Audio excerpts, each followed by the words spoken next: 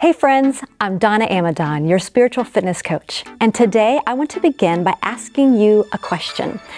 Has someone ever pointed out something about you that was not fun to hear, but in the end, you're glad they did? Or perhaps they asked you a question that opened your eyes to something that you were doing.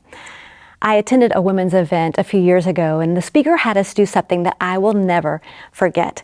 She said, ask yourself this. She said, ask yourself, what's it like to know me? Or what's it like to be my friend? She said, if you're married, put yourself in your spouse's shoes. Or if you have a roommate or a close friend, put yourself in their shoes and ask yourself, what is it like to be around me all day? I don't know how this question would have hit you, but when I first heard this, it made me see myself in a whole new light. I was young at the time. My husband and I had young children. I was working 2 part-time jobs, and I was wore out. And I'm sure there were times when it was not very fun to live with me. And yet, that question did something very, very powerful. It made me realize that I needed to consider my actions and my attitude and not let my emotions or my fatigue take over. I needed to get rid of my complaining attitude and to put on something new. And I think the Apostle Paul may have had something similar in mind when he wrote to encourage the believers at Colossae. What did Paul say? Colossians 3:12 says, "Put on then, as God's chosen ones, holy and beloved, compassionate hearts, kindness, humility, meekness, and patience." The NIV version says, clothe yourself with compassion and kindness.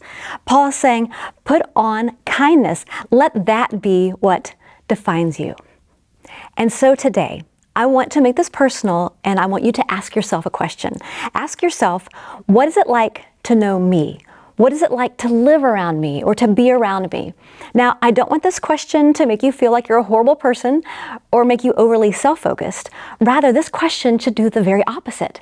It should get our minds off of ourselves and on to how we can show love and bless those around us.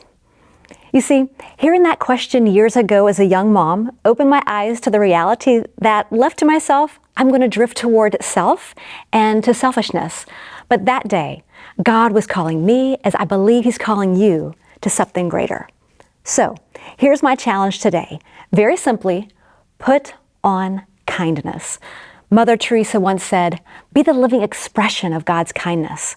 Kindness in your face, kindness in your eyes, kindness in your smile, and kindness in your warm greeting. So friends, show kindness, bless others, and go win today.